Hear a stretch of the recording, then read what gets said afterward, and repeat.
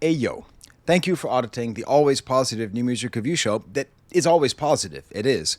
But when I'm talking about this new album, this new EP from Westside Gunn, Heels Have Eyes 3, I'm actually thinking about a very famous Roman saying from Cicero, the orator, Exceptio probat regulam, which is translated into English as the exception that proves the rule. Let me give you an example. If you're trying to park somewhere and you need to figure out, is this going to be free or do I have to pay? And you see a sign that says, free parking on Sundays. What does that mean? That means that's the exception. It is free on Sundays. That proves the rule that you must pay for the rest of the week. Make sense? So what is the rule that is proven by Heels Have Eyes 3? The rule is that Griselda in general and Westside Gunn in specific don't release anything that is not excellent, that is not at their top level. I have been spectacularly surprised at the level of consistency since I started covering their music in this very basement, oh so many years ago with WWCD. But every once in a while, they release something which we just have to say is not up to snuff. And that is the free parking on Sunday. That is the exception that proves the rule. So I am going to talk about the good and the reason why I don't think this is a particularly good album. But I'm not doing that in a way to sort of say, nah, it stinks. I can't wait to get blocked by Westside Gunn, which if I'm not already, I'm sure I will be. But it's more to say, what better way to appreciate what we've been getting? I don't know, 12 and Heels Have Eyes 2, which are two of the best Griselda projects ever released, by seeing what it's like when it's not quite there. So what's the reason for this dip in quality, or the quality that I perceive as dipped? Maybe you see differently. You can smash the like bucket, or you can smash the unlike bucket. You can do AVAA in the comments. Awesome videos always, and you can tell me what you think, okay? But I think there's 3 reasons. Number 1 is the most nebulous. That's the dangers of using AI. Listen, I don't know how much Westside Gunn uses or his producers use AI. I know that on 12, there was a song produced by an actual real deal, very well-respected producer, Mr. Green. I don't know if it's the same Mr. Green that is the Mr. Green who's the Mr. Green that everybody knows, but there is some AI horse hockey and it feels bad. Feels bad, man. Feels really bad.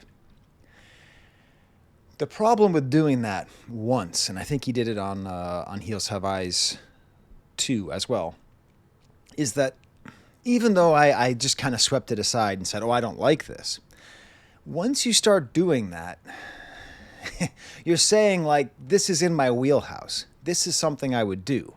And in particular, when we're dealing with somebody like Westside Gunn and his in-house original producer, Derringer, who are famous for making music that sounds like samples but aren't, it's I don't know how much they're using AI. And one of the tricks that people do when they do AI is they use a lot of crackle and hiss from a record player and kind of a bad sound effect, which they were already using before. So it is entirely possible that A, no AI was used in the production of this album at all. I could totally believe that.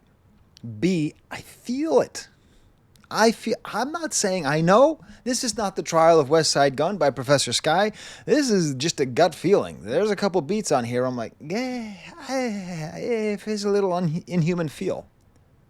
So maybe I'm just seeing things, but that's the problem. With once he introduced AI into his oeuvre, it's kind of always there. It's kind of a fly in the ointment. It's just there.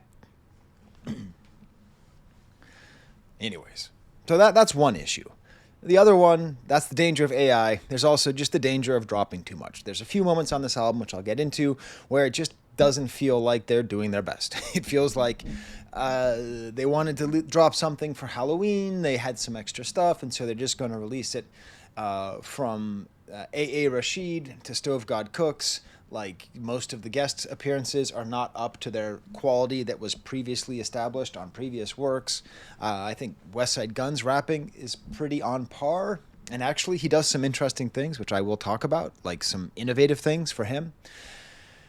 But that's the other danger. And then the final danger, beyond AI and, stuff that feels more undercooked, is just a little too much wrestling stuff. I don't know. Listen. When I hung out with Open Mike Eagle, I talked to him about this, and I have friends who just love wrestling, and I used to follow wrestling a little bit in the 80s, and I bought the wrestling album. Okay, I'm a real American. I bought that album. I watched the cartoon. I was a contrarian, so my favorite was always Rowdy Piper, but there's just a lot of it, and I don't know. It's just maybe this is the tipping point for me where it just feels a little too intrusive, but maybe that's on me for clicking on an album called The Heels Have Eyes, and it's all about heels. But then, you know what? That was my thesis. Here's the antithesis. Here's the opposite of that. Actually, Sky, this wrestling stuff is super deep, and you just need to do the research, which I did. Do you know the thing that is said most often on this album? It's not even or do do do do do do do. It's R.I.P. Virgil. What if I told you? You know how there's like two Pablos? You know, Pablo Escobar, Pablo Picasso. Which one? Which one? Which one? Right? Juan Pablo Montoya. Which one? Right? There's two Virgils. There's Virgil Abloh, which is what we all assume he's talking about because he loves fashion and because all the way back in Dr. Bird's, he asked Virgil to write brick on his brick. And Virgil, in fact, did write brick on his brick. Virgil Abloh, the high fashion maven, the person responsible, really, along with Kanye West, for marrying high fashion and hip-hop fashion in the mainstream of high fashion, right? So R.I.P. Virgil. But then there's the other Virgil who's on the cover of all of The Heels Have Eyes, which is a wrestler. Real name, Mike Jones. I watched like 2 whole documentaries on Mike Jones. Not that Mike Jones, not who is Mike Jones, but Mike Jones Virgil, the wrestler. His story is fascinating. His story, I think, in the correct hands, could be an amazing tale about the way that black entertainers are treated, the way that they are represented, the way that rappers are treated and represented. There is so much. One could do an entire theme album just around Virgil and his treatment. He rose to fame as a manservant of a super rich white guy, which makes you think, is this just racist or is this satirical racism? Is this like he serves as like he does everything? He like carries all of, so Ted DiBiase, millionaire man, what was he called? I don't know. I was a Hacksaw Jim Duggan and Roddy Piper and Coco Beware guy. But anyways, Ted DiBiase, you know, he had a lot of money. That was his thing. He was like Richie Rich for wrestling.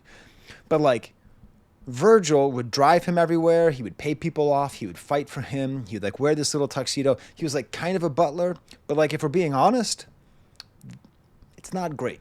It's not great, the image of a black guy walking around just serving a super rich white guy. So that's either racist or a stirring commentary on the nature of racism and class and racism. Could it be that?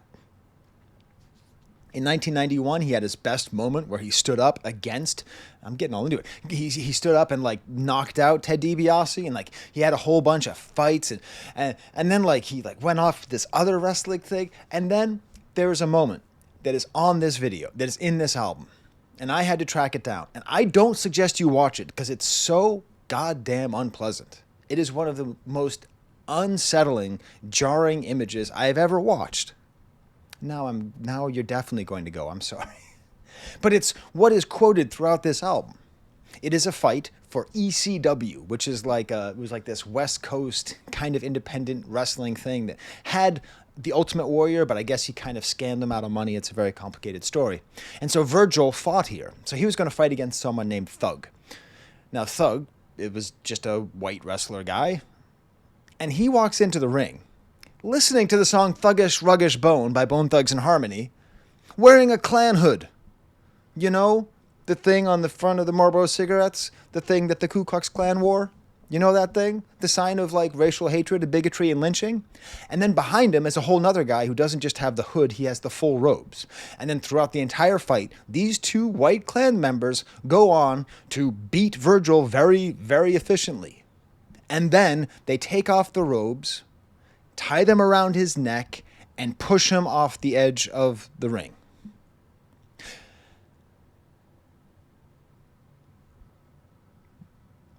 What? This is 1995, everybody.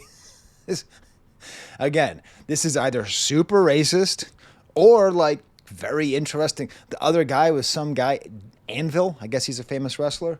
But like, is this like a commentary on how unfair it is for black wrestlers that they have to work twice as hard and they're still going to get bit in the ass by racism? Is it about the way that America cannot escape its racist past? Or is it just like super duper duper duper effing racist and not at all satire, not at all working on that higher level and just being like made so that racists can root for the Klan lynching a guy? Apparently, they were going to have some kind of like resolution to this where Virgil would come back, but the league folded. So, anyways, that's Virgil.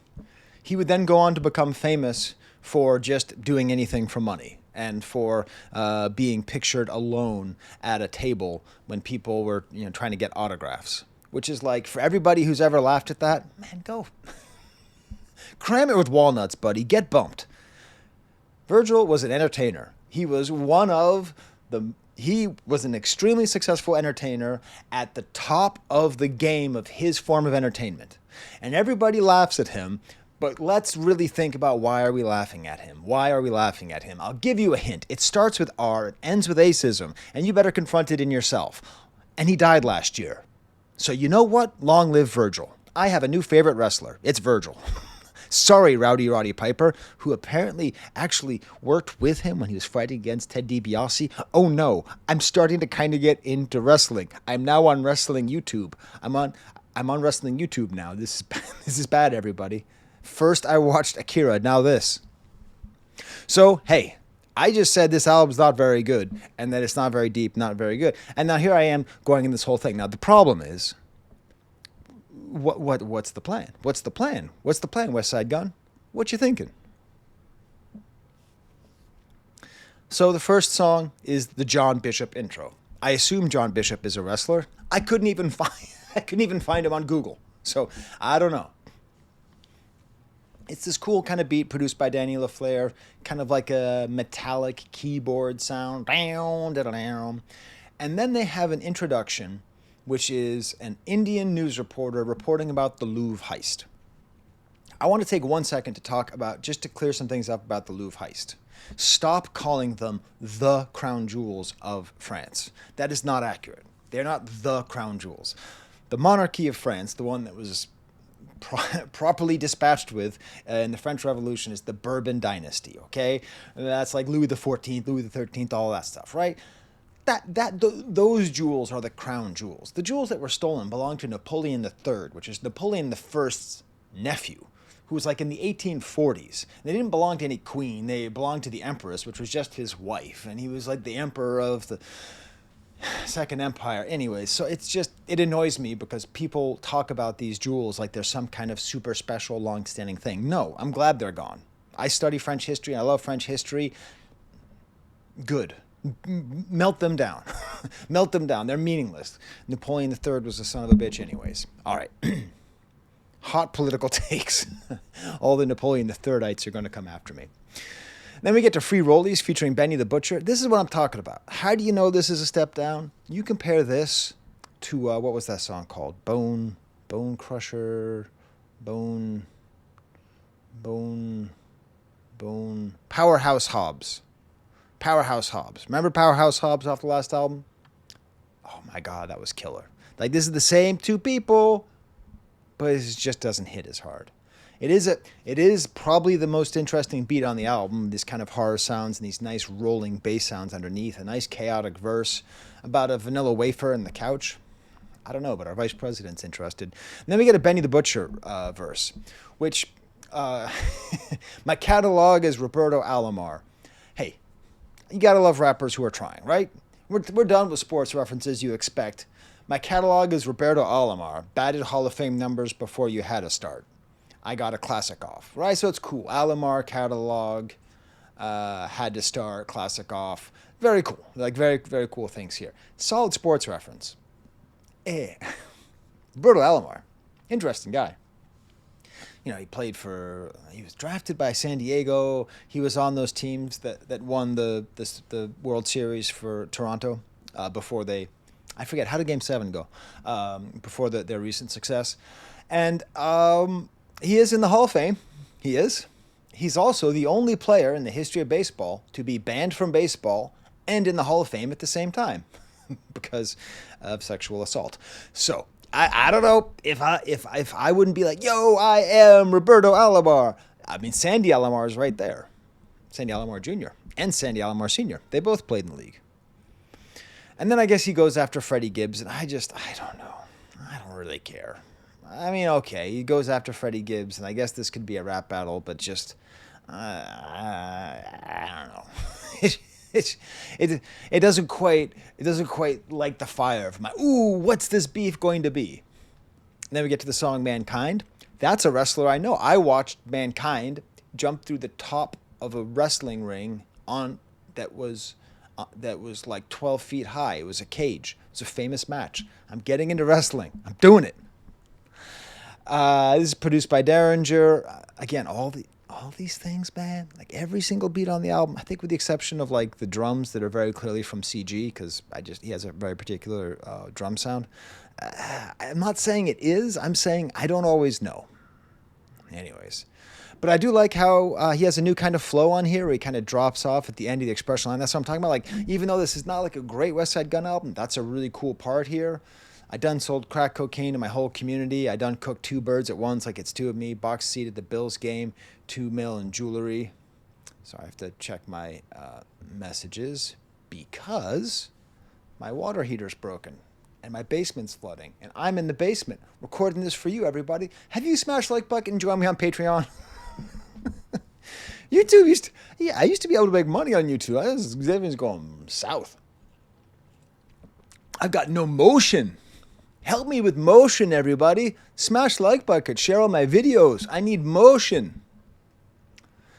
Friends, fiends back to back like a centipede. Hey, good line. And is this Stove God Cook's best line? It's great. On anyone else, it's like world classic. But here, I don't know. Whoever believes in Stove gets eternal dope.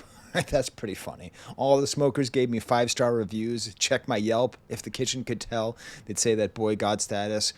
Cook crooked, held the pot straight. The stove was off. But and then he just kind of like trails off, and then he's like, no, let's just kind of keep going. So I don't know. It's like it feels like it's really raw. It feels like it was the first take, but like you listened to HWH. You've listened to Hitler Wears Hermes 8 Side A, right? You've heard what Stove God Cooks can do. This just doesn't quite feel like up to it. That's the peril of going so quickly. And then we get that whole thing with the thug steps into the ring, the audio clip of the thing, which is just a very upsetting wrestling match from 1995. I was a high school senior back then. Types in, I wasn't even born, bro. I know. You don't watch me because I'm young and cool. You watch me because I'm old and in my basement and about to be swept off into a creek. Next song is called Eddie Bauer. Hey, man, I live out in the suburbs. If you want to make Eddie Bauer a thing, you go right for it. I see more Eddie Bauer by the time I hit lunch, I see more Eddie Bauer than most people see in their whole lifetime. This is produced by King Javi B, and this is a really wild beat. It's almost polyphonic. It's almost polyrhythmic. These strings and horns almost acting against each other. I don't understand what's happening. It's a really cool song and a really cool verse, but it's kind of short. And then there's the fourth thing. They've started using the specific sound of actual gunshots. And I cannot tell you how much I hate it. I don't think it sounds cool. I don't think it sounds dangerous. It just makes me think of children at Sandy Hook. It just makes me think of innocent shoppers at the Tops in Buffalo. It just makes me think of mass shooting. I know he's trying to be like, I'm dumping and I'm a killer. But we are so trained as people that whenever we hear the sound of an actual gunshot to feel like our families are dangerous and we have to duck and cover or run and hide and fight or whatever it is that Ben Shapiro wants us to do. You know what I'm saying?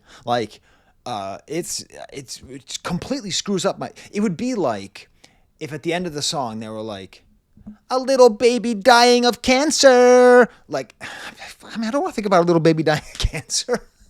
And I know it's academic because when they say do, they mean that. But the thing is, when I hear someone go, I don't think I'm in danger. I think, woo, woo, woo, woo. You understand me? So I hate it. Every single time, every time you hear that, I want you to imagine me, Professor Sky, clicking angrily on the arrow button. Then we get to Tito Santana. I'm assuming that's another wrestler featuring Rome Streets. Solid, standard, dusty beat. I don't know. The voice sounds a little tired here. I don't know. I do like this kind of yo style that he has. Like again, he's messing around with this cadence a little bit in an interesting way. And then of course, who's got the best verse on the album? It's going to be Rome Streets, Rome God's Streets.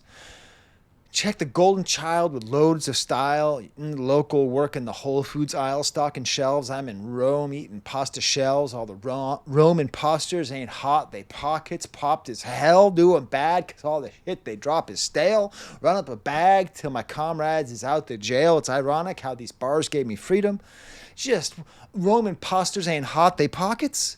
Rome imposters ain't hot, they pockets. Do you see everybody else in the rap game? Do you see why I call Rome Streets the king of New York? And I don't care if he's not popular enough to say that. I don't care if he doesn't have the streams. Rome Streets is the goddamn best rapper in New York State. As long as Makami is in New Jersey. That's all I'm saying. He's in New Jersey, right? I'm not saying of all time. I'm saying of right now.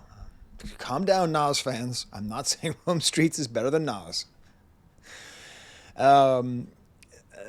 Tiffany Blue, another underwater chunky beat, really compressed pianos. I don't know. More of that goddamn gun sound. I hate it so much. R-Truth, that's another wrestler. Derringer, this around I go. Again, I can't. I'm suspicious. I'm highly suspicious. So many songs are just single verses. It just feels a little thin. And then more of the Virgil quote there.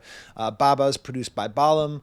Some nice kind of high glockenspiel sounds. I like the strength of the bass. And Gray Street is kind of like this jazzy Danny LaFleur interlude.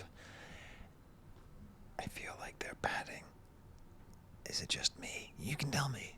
Don't block me, Westside Gunn. Please don't block me. But I think this is padding. I think it is. And then we got Gus Smacker featuring Brother Tom Sauce. Nice, almost homey sound in the back. Very tinny drums. Man, I really love CG. I'm really happy that he's in the stable of producers. This feels like this is where Westside Gunn is trying his hardest. Just looks boxy probably and got paid a 20-year vacation. Brother Tom Sauce's verse shows great vulnerability, but again, it's a little tricky because he's like just not at his best. Then it ends with the John Bishop outro featuring A.A. Rashid. Everybody, the exception that proves the rule. What is that in Latin again? I got to pretend like I memorized it. Exceptio probat regulam. Okay? The exception that proves the rule. The rule is that A.A. Rashid is a goddamn national treasure who we need to cherish. I don't care if not everyone in the world's heard of him. He delivers some of the best and most thought-provoking free association slam poetry.